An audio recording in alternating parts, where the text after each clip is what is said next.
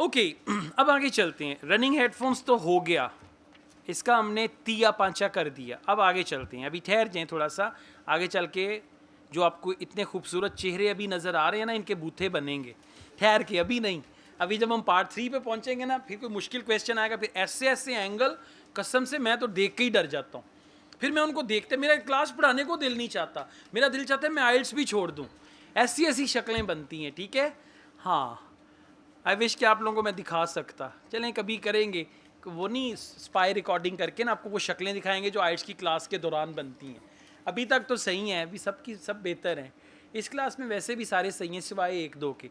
अब मैंने उनकी तरफ नहीं देखना वो एक दो हैं इधर अच्छा जी, टाइटल है case study of risk assessment for general office cleaning, कि ऑफिस की अगर सफाई की जाए उसमें क्या क्या रिस्क इन्वॉल्व हो सकता है। कि एक बंदा है वो टेबल साफ़ कर रहा है, अब जैसे ऑफिस है इसकी खिड़की साफ़ करनी है, इसमें क्या क्या रिस्क इन्वॉल्व हो सकता है। ठीक है, तो केस स्टडी है कि किसी कंपनी की, उस कंपनी में उन्होंने पूरा केस स्टडी किया कि अगर जो सफाई वाला स्टाफ है उनको क्या क्या रिस्क हो सकता है, मतलब कौन कौन सी चीज़ें हैं जो उनको हेल्थ वाइज डिस्टर्ब कर सकती हैं। इसके बाद इसका सब टाइटल भी है, वो भी आप देख सकते हैं। लेकिन आप लोग आए क्वेश्चंस पे, क्वेश्चंस 15 to 21, ठीक है। Complete the flow chart below. अब फ्लो चार्ट कंप्लीशन जब भी आए, यानी जब भी देखें वर्ड आएगा ना कंप्लीट, कंप्लीट का मतलब है कि क्वेश्चंस और उसके आंसर्स एक ही ऑर्डर में होंगे, चाहे वो नोट्स हो, चाहे वो सेंटेंस हो, चाहे वो फ्लो चार्ट हो, चाहे वो डायग्राम हो।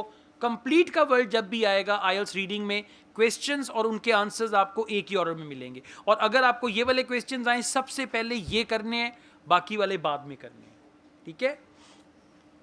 ओके, वन वर्ड ओनली, और ये वर्ड हमने कहां से उठाना है, पैसेज से उठाएंगे, यहां पे वर्ड लगा देंगे।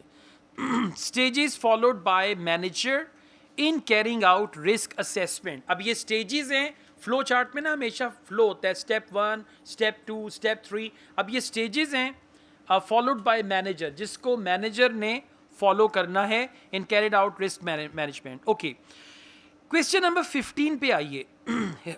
ही टॉक्ड, ही का क्या मतलब है, मैनेजर। अब ये जेन में होना चाहिए। He talked to health and safety about the risks. अब टॉक्ड का वर्ड और हेल्थ एंड सेफ्टी का, जरा ढूंढे हेल्थ एंड सेफ्टी का वर्ड। पहले पैराग्राफ में मिलेगा।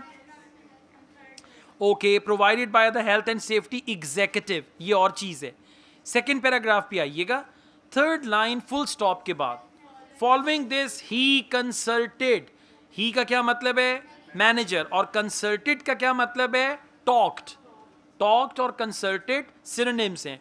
ही consulted the health and safety representatives, ठीक है। He talk to health and safety representatives, answer क्या होगा, representatives. Well done, representatives will be the right answer for question number 15। और इस टेस्ट को घर जाके रिपीट जरूर करना है। अच्छा जी, इसके बाद आए क्वेश्चन नंबर 16 पे।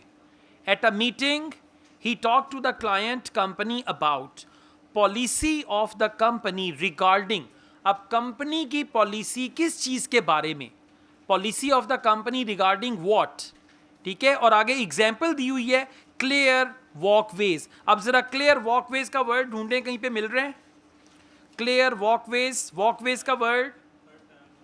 Okay, third paragraph fourth line में हमें वॉकवेज का वर्ड मिल गया। अब इसको हम थर्ड पैराग्राफ को पढ़ेंगे सेकेंड लाइन फुल स्टॉप के बाद। दीज इंक्लूड, मिल गया, फॉलो कीजिएगा। These include the client companies own standard of housekeeping. अब जरा सुनिएगा, the policy of the company regarding, और कंपनीज ओन स्टैंडर्ड ऑफ। अब रिगार्डिंग की जगह पे वर्ड आ गया ऑफ, और आंसर क्या हो जाएगा, हाउसकीपिंग। और ईजी की जगह पे क्या आ गया, such as. Well done, easy की जगह पे सच एज आ गया, रिगार्डिंग की जगह पे ऑफ आ गया, और पॉलिसी ऑफ द कंपनी की जगह पे companies own standard. Company standard, companies policy, ये सारे सिनोनिम्स हैं। आंसर क्या हो जाएगा, हाउस कीपिंग। और हाउस कीपिंग कितने वर्ड्स हैं, हाँ, बेशक सुनने में दो लगते हो, लेकिन जब आपने वन वर्ड ओनली करना है, आपने दोनों को मिला के लिखना है, एक ही वर्ड लिखेंगे, हाउस कीपिंग। ओके, नेक्स्ट है procedures to be followed in case of. अब जरा सुनिएगा, आमतौर पे क्या करते हैं, इन केस ऑफ की जगह पे लिख देते हैं if. For example, in case of emergency, if there is an emergency, in case of की जगह पे आ जाता है इफ। अब बिल्कुल उससे आगे हाउस कीपिंग से आगे पढ़ते हैं, such as immediate clearing up of spills and keeping walkways clear, as well as the action to be taken if a fire broke out. If a fire broke out का क्या मतलब है, in case of a fire, exactly। तो answer क्या हो जाएगा, fire। अब समझ आ गई, in case of और उसकी जगह पे आ गया if। Okay, facilities available to cleaners. अब क्लीनर्स को, जो सफाई करने वाले हैं, उनको क्या क्या फैसिलिटीज अवेलेबल हैं। For example, space available for, अब किस चीज के लिए क्लीनर्स को स्पेस देंगे।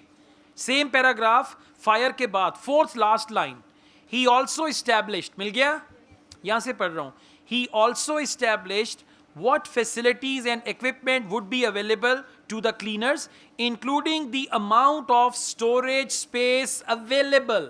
आंसर क्या होगा, storage, क्योंकि space available तो already लिखा हुआ है, space available for storage, और इसको इन्होंने कैसे घुमाया, storage space available।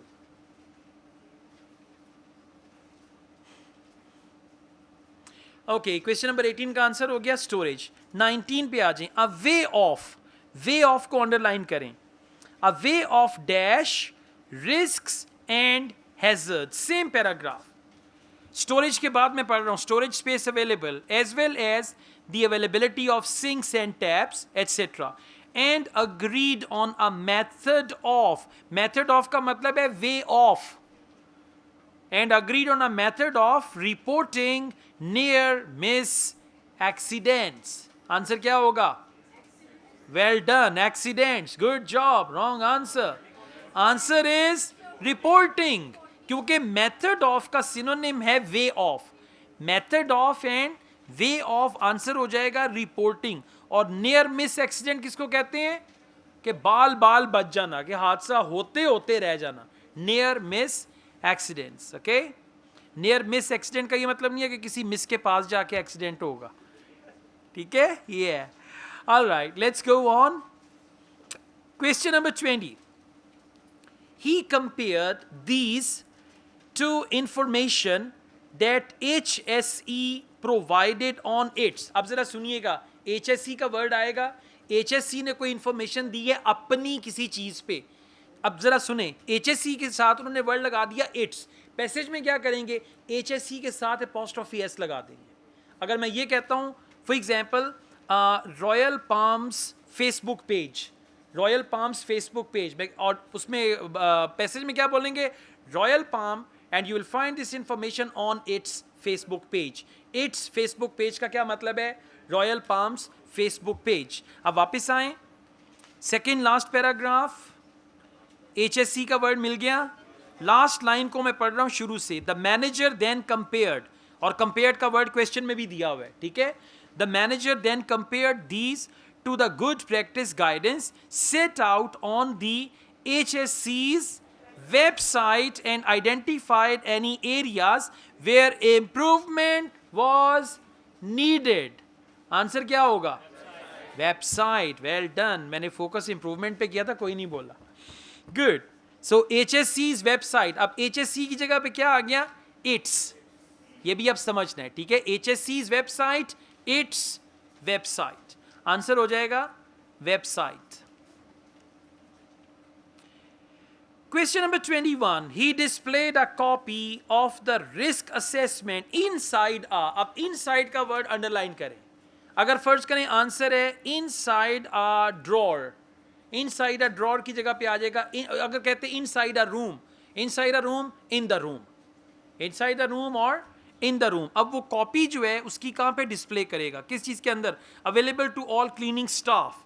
Last paragraph, और कॉपी का वर्ड देखें, हाँ, सेकेंड लास्ट लाइन यहां से पढ़ रहा हूं, ठीक है। Finally, to ensure that all the cleaning staff had access to a copy of the risk assessment, the manager pinned a copy in the cupboard. अब in the cupboard का क्या मतलब है? Inside a cupboard. आंसर क्या हो जाएगा? cupboard. Clear हो गया? All right.